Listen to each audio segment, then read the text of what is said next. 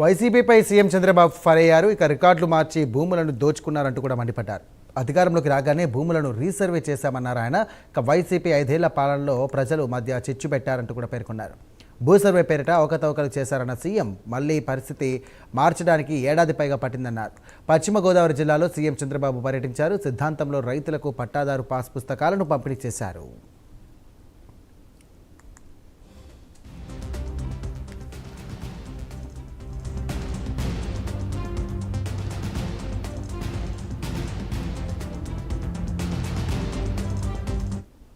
Aqua రైతుల్ని ఒకటే కోరుతున్నా, ఇప్పటి వరకు అన్నదాత సుఖీభవ కింద 3 విడతల్లో 46 లక్షల మంది రైతులకి 8,965 కోట్లు డబ్బులు వేశాం.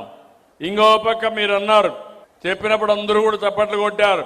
24 గంటల్లో ధాన్యం ఇచ్చిన వెంటనే మీ అకౌంట్ లో డబ్బులు వేయాలని స్పష్టమైన ఆదేశాలు ఇచ్చాను.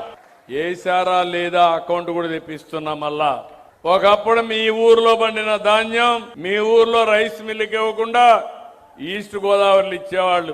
ఈ తణుకుకు వచ్చి నేనే పెద్ద గొడవ చేశాను.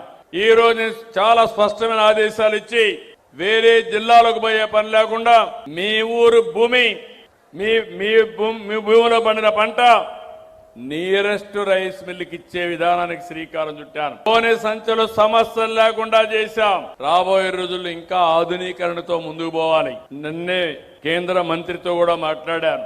అవసరమైతే రైస్ మిల్ దగ్గరనే సైలోలు పెట్టి బియ్యం మన రైస్ గారి అక్కడికి వెళ్తే ప్యాడీ వెళ్తే అక్కడనే ప్రాసెస్ చేసి అక్కడనే కానీ అందులో వేసి పెడితే వేర్ హౌసింగ్ కూడా పోయే పని లేకుండా నేరుగా గ్రామాలకు పీడీఎస్ కింద డిస్ట్రిబ్యూషన్కి వెళ్లిపోతుంది. అలాంటి వినూత్నమైన కార్యక్రమాలకు ఆలోచిస్తున్నాం. ఇంకో పక్కన స్టీమ్ రైస్ కూడా కావాలని చెప్పి అడిగాం. దానివల్ల ఎక్కడా ఇబ్బంది లేకుండా తినడానికి బాగుంటుంది. అదే మరి రీసైక్లింగ్ చేయకుండా వినియోగదారులే ఉపయోగించుకునే పరిస్థితి వస్తుంది. దానికి కూడా శ్రీకారం చుడతాం. ఈ రోజు ఈ ప్రభుత్వం ఉంది. రేపు నుంచి ఒక వారం రోజులు మేము ఏం చేసామో చెప్పాలనుకుంటున్నాం. మీరందరూ ఒకటి గుర్తుపెట్టుకోవాలి. ఈ రోజు కేంద్రంలో నరేంద్ర మోడీ గారి ప్రభుత్వం ఉంది. 12 ఏళ్లుగా ఆయన ప్రధానమంత్రిగా ఉన్నాడు. రాష్ట్రంలో ఎన్డీఏ ప్రభుత్వం 2 ఏళ్ల నుంచి ఉన్నాం. నేను 4వసారి ముఖ్యమంత్రి. అనేక ఇబ్బందులు ఉన్నాయి. విధ్వంసం అయింది. విధ్వంసం నుంచి ఇప్పుడిప్పుడే బయటపడేసే పరిస్థితికి వచ్చాం. ఈ విషయం మీరు గుర్తుపెట్టుకోవాలి.